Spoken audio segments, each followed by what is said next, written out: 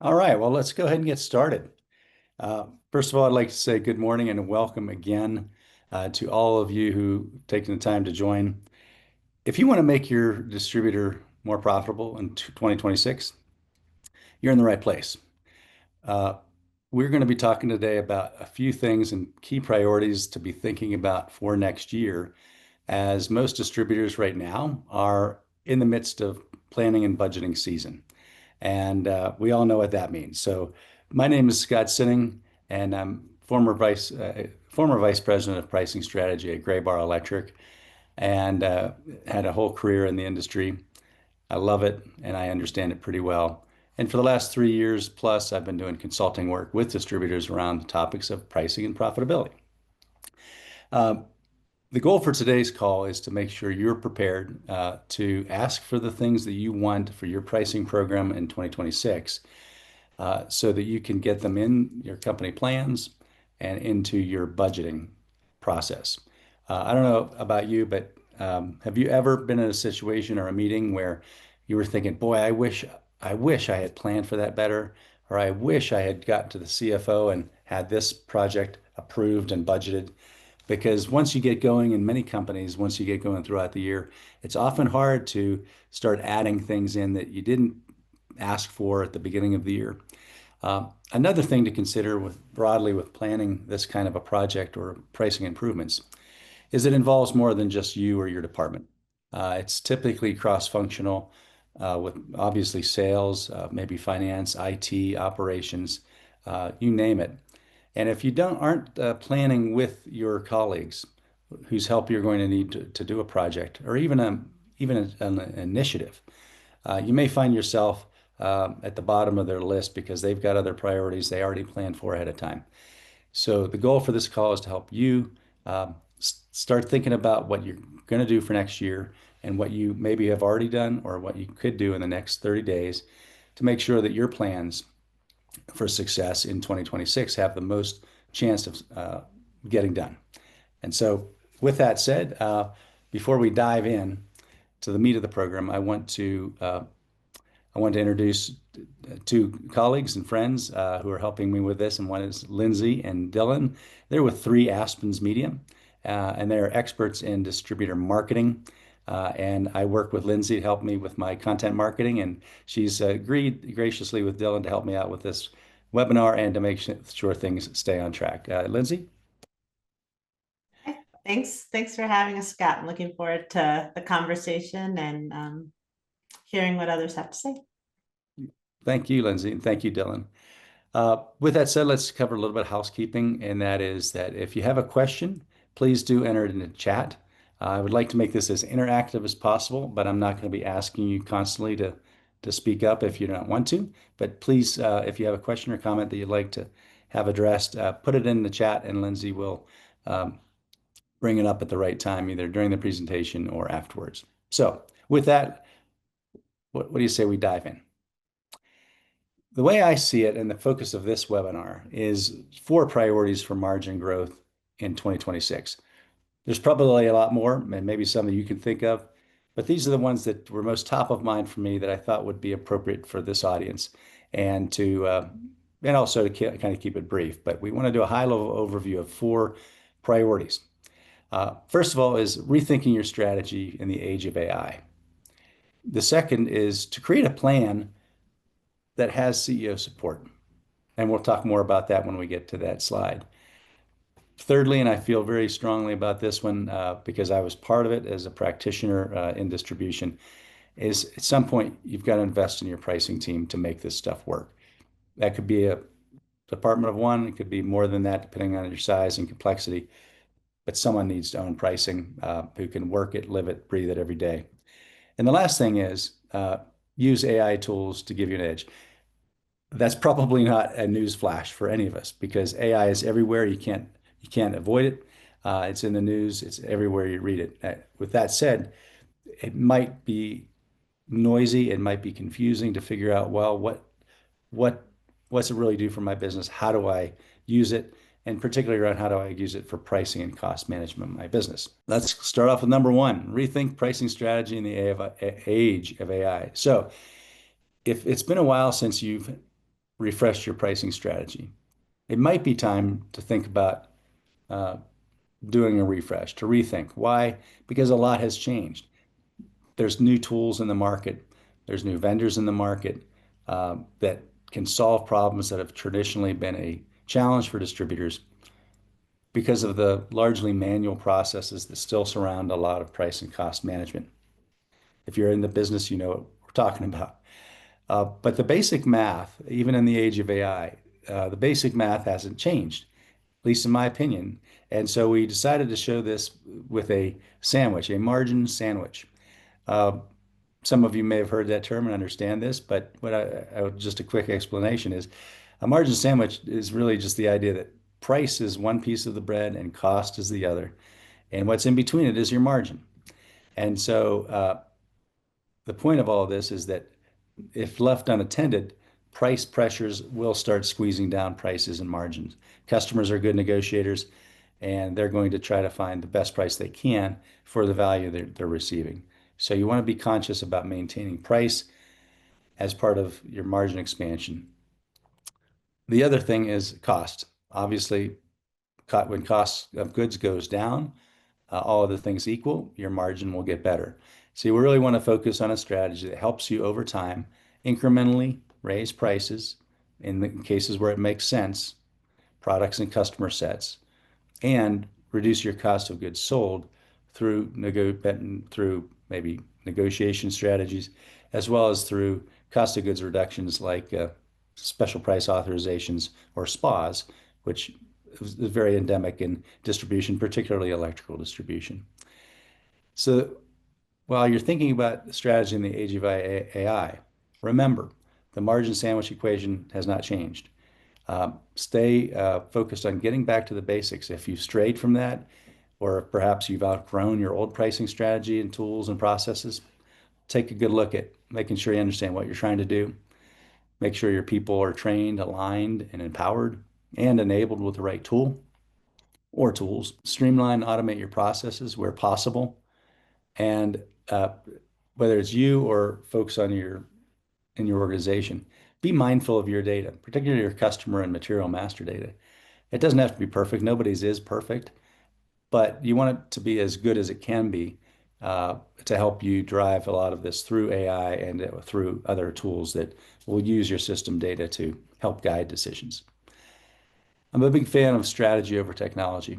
I've seen it happen before where clients bought a brand new flashy software that's really powerful and really good, but they don't really have a strategy on how they're going to use it. And undoubtedly, that ends up in frustration, stalled projects, um, and wasted time and money trying to figure it out after the fact.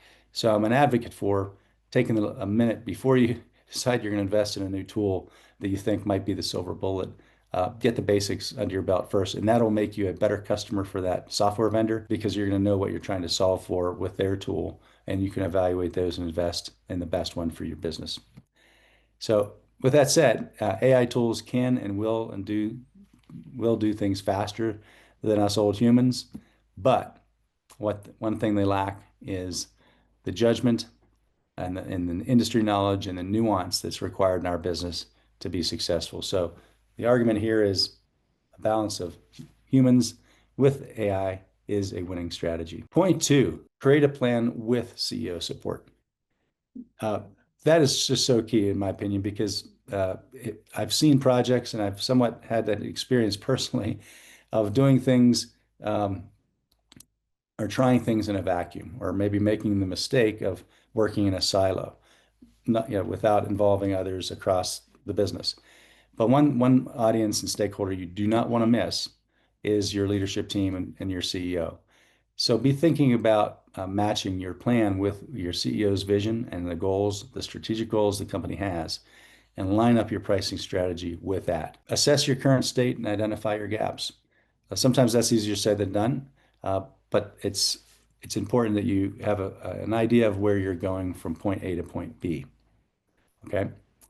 And really, this is something that we kind of came up with that I think helps describe maybe a situation some of you are in. Is you're saying, yeah, we want to change or we want to get better. That's great. But there's a nuance there too. Even though you have a plan, is it going to be incremental or is it going to be transformational?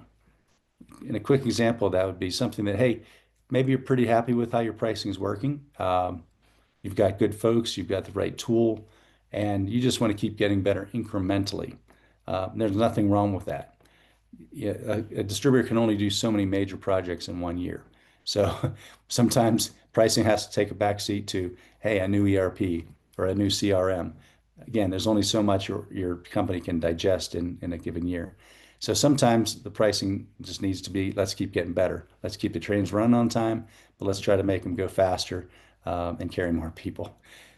The other side of that is, hey, we're going to look at a transformational project. And that may mean a complete refresh of your strategy, your people, processes, and systems. It might mean hiring a new pricing leader. It might mean implementing a new software system and taking a whole new mindset to margin and profitability. Many distributors have done that. I've come out of a couple of projects that were transformational, enterprise-wide projects. But I've also worked with clients who are seeking incremental improvement and maybe greater clarity of what they want to do as transformation further down the road. But the idea is to get from point A to point B. The key is to define what that means, to do an assessment or an audit of objectively where you stand, because if you don't know where you stand, it's tough to figure out where you're going to go.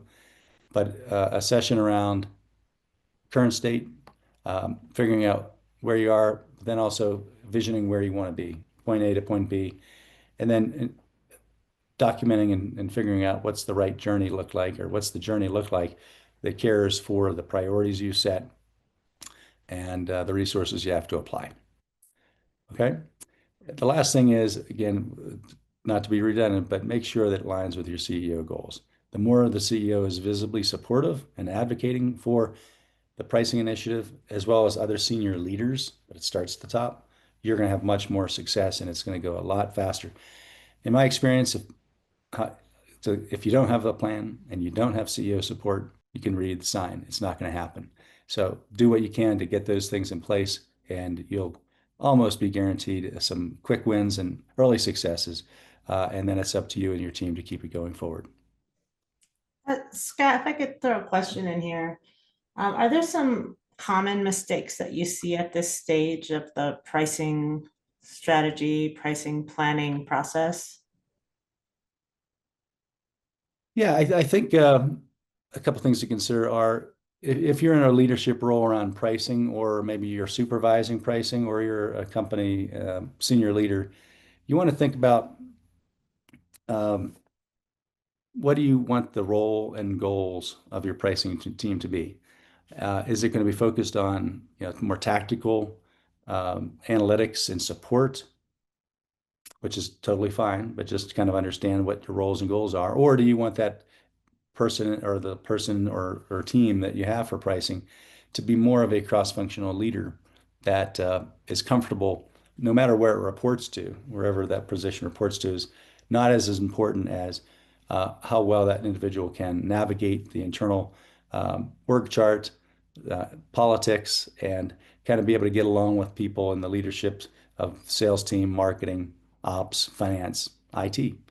Because ultimately, that type of person is going to be charged with doing a lot of work across traditional silos. So I think with that said, maybe something that would answer your question also, Lindsay, directly is don't do it in a silo. So if you're in charge of pricing, make friends with other people that you're going to need to help execute, because pricing teams are very small in a distributor org chart. Even if you have a big team, it's still going to be small relative to the number of salespeople there are. So don't do your planning in a silo. If you're really serious about it and you want to get down to really a great plan, is form a work team, form a project team, or form an exploratory council, whatever you'd want to call it, to get ideas from around the table at different levels of leadership, from senior to the most junior folks that are talking to customers every day. They're gonna be the ones that know what's happening and can give you really good ideas on what's broken, what could be better, and really, frankly, what works well and you want to keep or even enhance. So, Lindsay, I think that maybe gives a quick answer of as you're planning, thinking about your colleagues, thinking about what you're really trying to do to support the frontline sales force with better pricing, better pricing and cost management. So it takes them less time to worry about it, less time to work on it, and they can be more productive in their roles. Okay, let's continue here.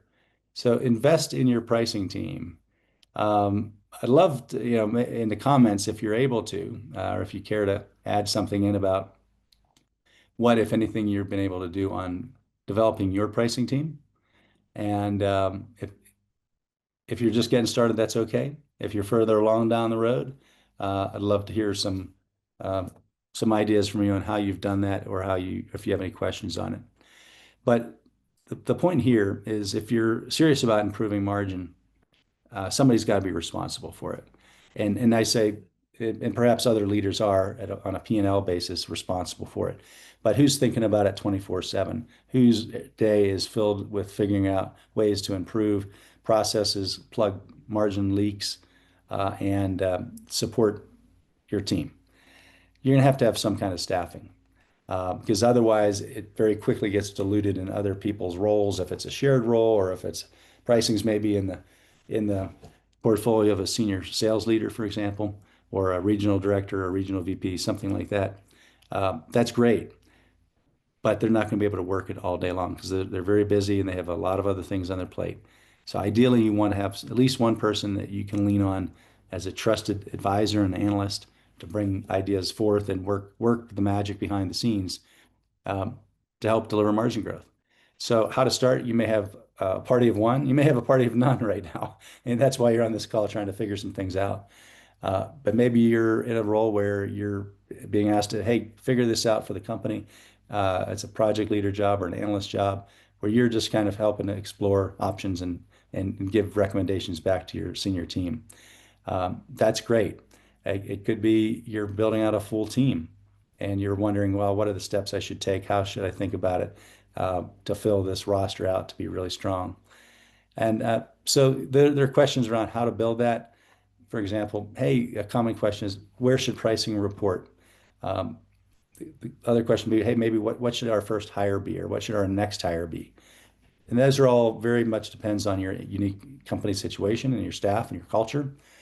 But those are the types of things you want to be thinking about is how you're going to do it. And if you have questions on that, feel free to reach me. Outside support, that goes to that point. Outside support being if you're lean staffed or if you have a great staff, but maybe not someone with senior distributor pricing experience and who suffered the bumps and bruises of a couple different major pricing projects, consider hiring an advisor, someone who can bring not only that knowledge and experience to help you see around corners and ask questions that you will help keep you on track and avoid mistakes, but to someone who can be a sounding board and a coach and to deliver various types of insights that could be very valuable for how you're building out your team and what those choices look like. Lastly, and I feel passionate about this because I've been part of it and I've seen it and I've helped do it, but it's super important. If you want your pricing team to be the best in the business, you got to help them build the skills where needed, whether that's in analytics, change management, communication. Nobody comes to a pricing job fully prepared. I didn't.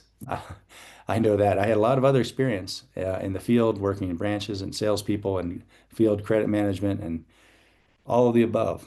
And a lot of customer and supplier interaction in those roles too. But I didn't know pricing as a discipline. I learned it and I fell in love with it. So think about how you can help your pricing team develop their professional skills to fill the gaps that they may have, and that's okay. But don't just let it sit. There are distribution industry conferences that they might attend, some specifically related around pricing and profitability. There's an organization called the Professional Pricing Society, which is really good. I was a member there for a long time with Graybar, and several of our folks um, would attend conferences and go through their training and certification, certified pricing professional. It's excuse me, a very good program, as well as they have conferences that are also very good for pricing people who typically feel like they're alone on an island. Uh, it helps them collaborate and network and meet with other people doing the same work and share ideas. And it's a very great organization to consider if you want to invest in your pricing leader. And the last here is my online community, which is called the Margin Max Network, that you can find on my website, and I'd welcome you to join. We're doing good work helping distributor pricing leaders network and learn best practices in a very efficient way. Right? So invest in your pricing team. That's the third most important thing. Scott, quick question. Given that AI, automation, technology, which you're going to talk about next, is becoming more important um, for areas like pricing, are there particular skill sets that you see becoming more valuable in the teams that you put together to manage this, given the rise of AI and tech? Yeah, I think, and I'll just try to use myself as an example. As a relatively seasoned veteran at this point, and maybe someone who you wouldn't expect to be open to AI. The stereotypical, you know, 30-year plus distributor employee, people think, well, aren't isn't going to adapt. I would challenge that because I've seen it in action. A lot of people who have been in the industry a while and have seen evolution of technology, from systems to fax machines to early cell phones to everything else. Don't underestimate the willingness of your more senior leaders or sales team members to willingly adopt and lean into AI. So I don't think it's just a 20-something thing. I think anybody who has the mindset. So to me, Lindsay, the answer to that question is maybe it's not as much a skill set yet for the average user of an AI tool, but it's for the mindset that they're open to trying new stuff and using tools that give them an edge. And so for me, that would be the biggest thing is just helping people understand that this is not going to take their job. It maybe over time will take parts of their job or will take certain types of jobs away that are highly manual today. But over time, what the idea is those capable people will use their time for higher value add, and that's a good thing. So I would say look for people who aren't afraid of that, who are willing to give up the routine, mundane, boring, annoying part of their job, typically, which is the manual crap and error correction and just administrative work. Give them the fresh air to breathe to do higher value work that they are capable of doing. And that I think is what I'd be looking for in terms of how to employ AI tools is skill sets are great, but because this is so new, I think what you're looking for is people who are open to and willing to learn and try something new. Thank you, Scott. You're welcome. Thank you. Good question. So this point is talking about use AI tools to give you an edge. So, if you want to ride a horse and buggy to work, I don't know how many of you still ride a horse and buggy to work, or over time, if people decided to drive a car or to take a train or to do something else that's a modern tool, just the same as we look at modernization in every other area of our business, AI is just the most recent example of that. So if you become an early adopter and you're not afraid to fail and try new things and learn, you will gain an edge over time because a lot of people won't, or they'll delay, or they'll wait to see what happens. So the key here for this slide and for this webinar is just to make yourself a student of what's out there. Understand the new solutions that solve common problems, typically with highly manual, error-prone processes in our pricing and cost functions. There's a lot of opportunity there. So you're probably already using it in your business some way, somehow. A lot of big software vendors already have embedded AI in their solutions. So even if you don't know it's there, it's making your life already easier. But there are some specific solutions that are really address price and cost, problems or challenges. And one use case, and it's very popular and pretty broadly applied already, but not as much as it could be, is pricing optimization. The old days of crunching numbers and doing, cost plus the sales rep's favorite number. are gone, especially for leading distributors in this space. If you're still doing it that way, we should talk. I don't do software, but I know pretty much everybody who does that serve large distributors, small to medium-sized distributors at various, scope and budget price points. If you're not using some kind of a tool like that in your pricing, particularly for your stock goods pricing, you have a great opportunity ahead of you. Another area has pretty good coverage by the software industry and new AI tools relates to spas. Those of you who work with spas know that word is sometimes a four-letter word, but the key is to be good at the game and to manage them effectively, efficiently, and profitably. And there's ways to do that, but it really, really, really helps and probably requires some kind of automation. Otherwise, I would say it's impossible to do it otherwise. Lastly, volume rebates with suppliers and customers. Those may or may not be within your direct portfolio, but they do contribute to margin. And so these are programs that maybe are not as well managed and streamlined as they could be. They may not have the right visibility to the various leaders who are charged with maximizing them. And you may be missing out on reaching levels of rebate that you could be earning from suppliers, as well as doing a better job tracking what you're giving to customers in return for their commitments on volume and growth. So just know that those three areas are pretty well mature. Um, and if those are not something that's in your toolbox, um, do some research, think about it. And if you want to talk about it, I'd be happy to share some perspectives with you. So I know the leading and emerging vendors, the well-established, as well as some fresh startups have exciting new things going on with AI. And if you'd like some introductions or if you're not sure, again, that's something I can help you with. And I'd be happy to introduce you. So let's talk turkey here. It's October 30th. Hard to believe it's almost Halloween. So budgeting is probably in full force for a lot of you. If so, think about how you're going to advocate for what you want for your 2026 pricing plan. And things like I've listed here are, I think, maybe the big items. There could be a few other items you think about, but you definitely want to make sure you have these things covered, like your staff total compensation. You want to be thinking about professional development and maybe some expenses for conferences and other training. For your pricing leader or pricing team, in my experience, you can't do that from an office. You can't do that from home. You've got to do a lot of it in the branches, in your business, with your sales team, with your ops team, with your finance team, and learn personally up close face to face what it's like for them to run pricing and order entry through your system.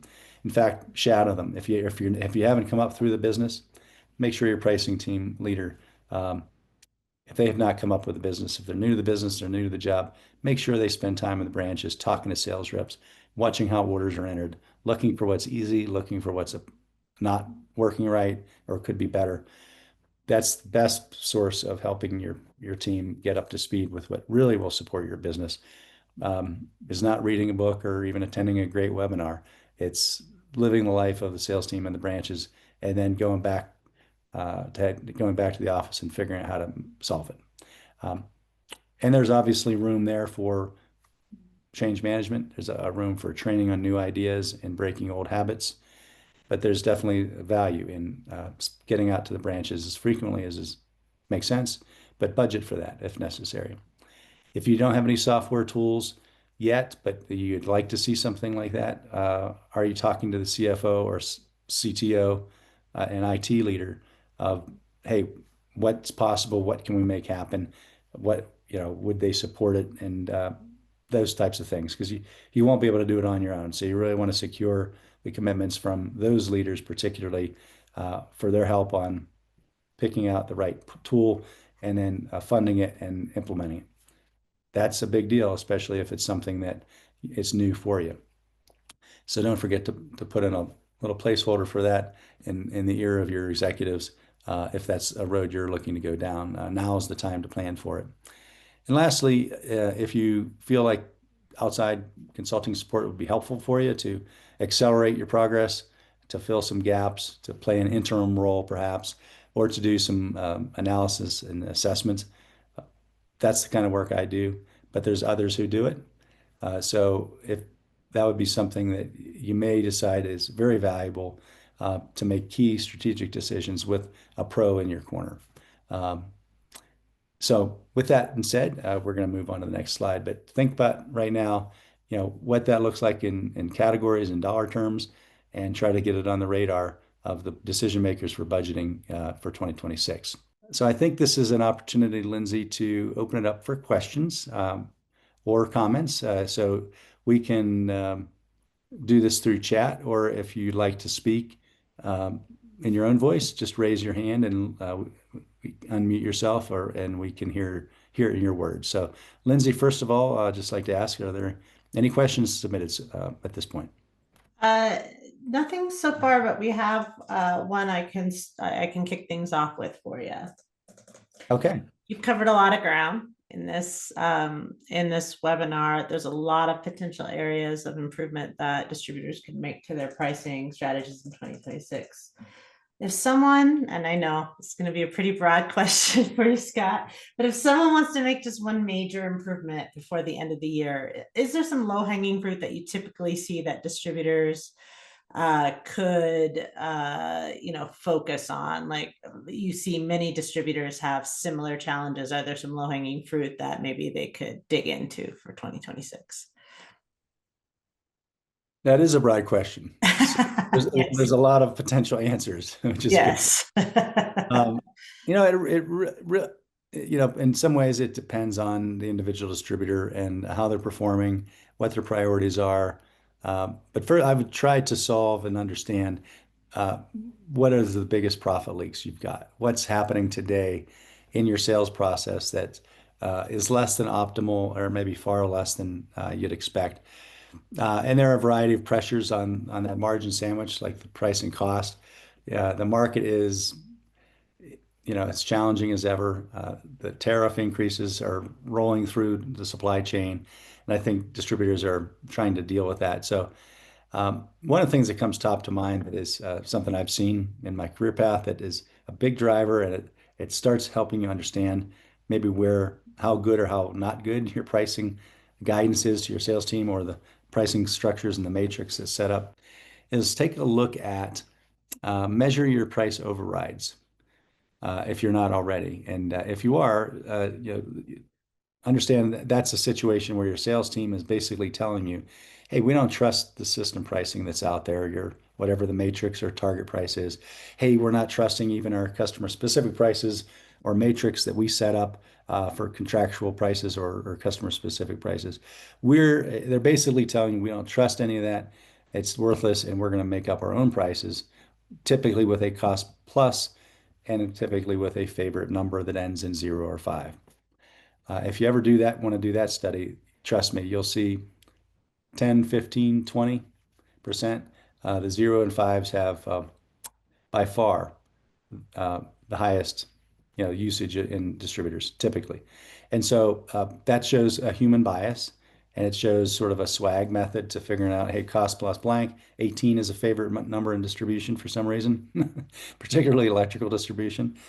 And so you want to look for situations where, um, without a whole lot of investment, without a whole lot of effort, you can kind of figure out, hey, if my overrides are really high and the margin rate on my overrides is the lowest among the different price methods we use, that will give you a really good business case to talk to your CEO or other leaders.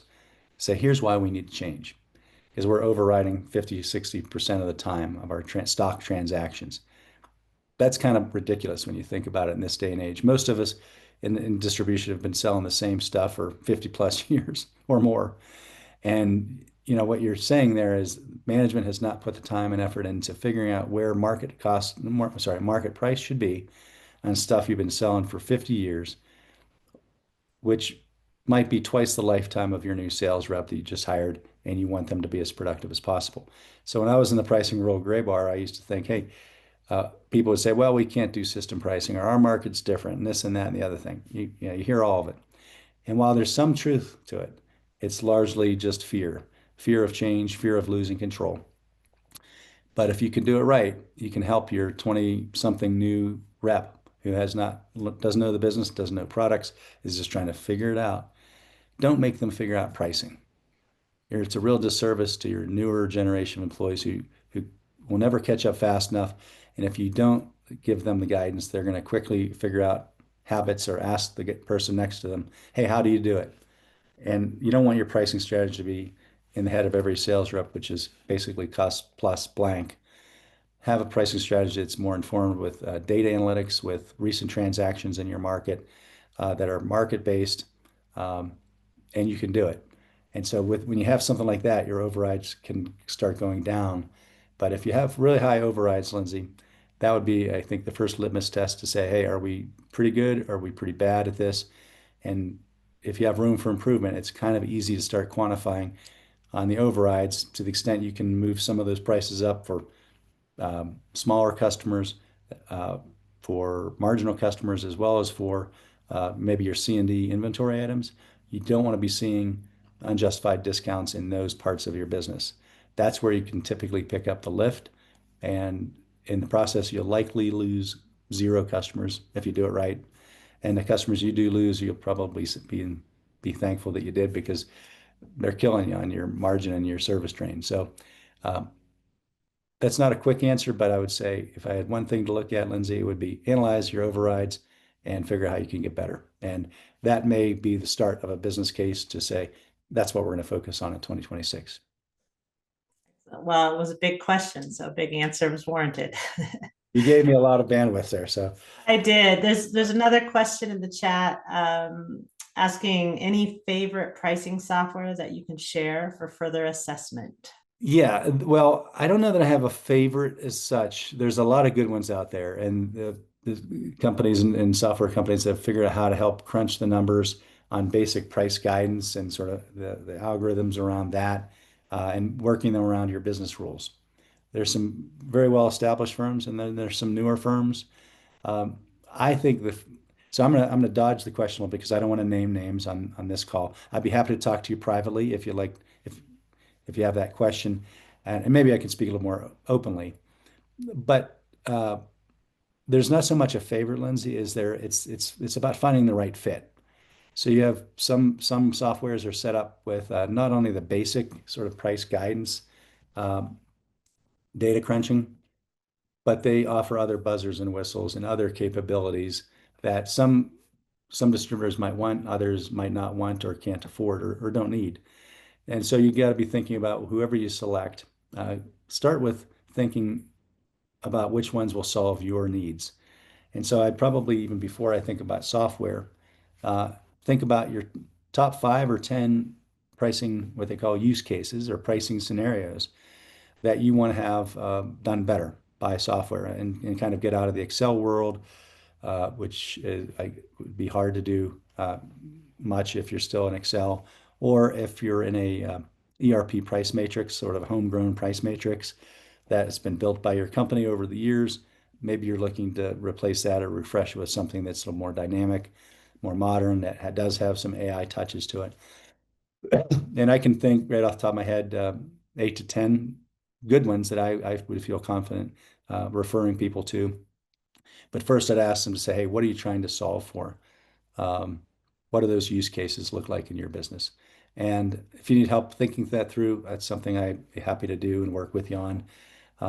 But then you can start shopping around to software vendors and finding the right fit that solves what you are most concerned about now and maybe the next year, and that frankly will fit a budget price point that you're able to spend. Because some of this can get expensive, right? Like everything else, software is not always cheap, but it depends what you want and what you want to buy. But regardless of the price, in my experience anyway, don't look so much at the cost of the software because it might be sticker shock for you, but maybe not. The key is to understand the value you're expecting to get from it. And that's that means building up a business case to figure out, hey, here's the problems we're going to solve. Here's what it's going to mean to us in terms of margin gains. And you want to see that obviously be more than what you're paying for the software over a period of time. So you want to make sure you're getting good ROI, whether you buy yeah, the biggest sort of and most feature-rich software, or there's a lot of good providers out there that do the basic blocking and tackling very well and at a much lower price point and maybe an easier implementation. So it largely depends on what you're looking for, and I'd be happy to talk with you further if you like, but think about the use cases and think about your size and your budget, and that will start steering you towards a group of vendors that probably are going to be the right fit for you. There's no other questions left, Scott. Okay. Well, I'd first like to say I really hope that this sparked some ideas in your head. Listening into these, four priorities for margin growth in 2026. Um, Hopefully, it maybe validated some things you're already thinking of or are already doing. So, whatever the case is, I wish you all the best for your planning season. Get your pricing priorities budgeted and planned for. Start talking it up because pricing projects can yield more to the bottom line than just about anything, or really, frankly, anything else. And this is not just Scott saying it; it's um, it's other thought leaders, and academics and consultants who have written on this. You can get more from a 1% increase in your price, all other things equal, than you're going to get through a volume increase for unit sales or sales, reduction of cost of goods sold, or reduction of regular operating expense. So if you want to have the biggest bang for your buck on improving margin in 2026, pricing is where it's going to come from. And to become agile and a tool that makes the sales team more productive, that's where you can get this beautiful thing called profitable growth. It's not just margin improvement, it's revenue and margin and net, which keeps the engine running and allows your businesses to invest in other things that are important to its future success. So, with that, let's stay in touch. If we're not already connected on LinkedIn and you'd like to do that, please go ahead and send me a LinkedIn connection. If you'd like to be in touch with email, there's my email, scott@pricingfordistributors.com. Uh, Schedule a call, ask a question, give me your feedback. I'd love to hear from you. And if you're so inclined and want to take the next step in your development or the development of your team, join my Margin Max network. Uh, it's only 47 bucks a month, and that's a founding member rate. And on top of that, we're having a 30-day free trial offer. So check it out. And this is the type of stuff we talk about in addition to monthly Q&As and open office forums. It's a tremendous value for the money, but I would love to build out a community of people that are in the seats now trying to figure it out and getting better at distributor pricing. So with that said, Lindsay, unless we have anything final from the chat, we're going to adjourn the call. And until next time, it's been great talking to you, and thanks.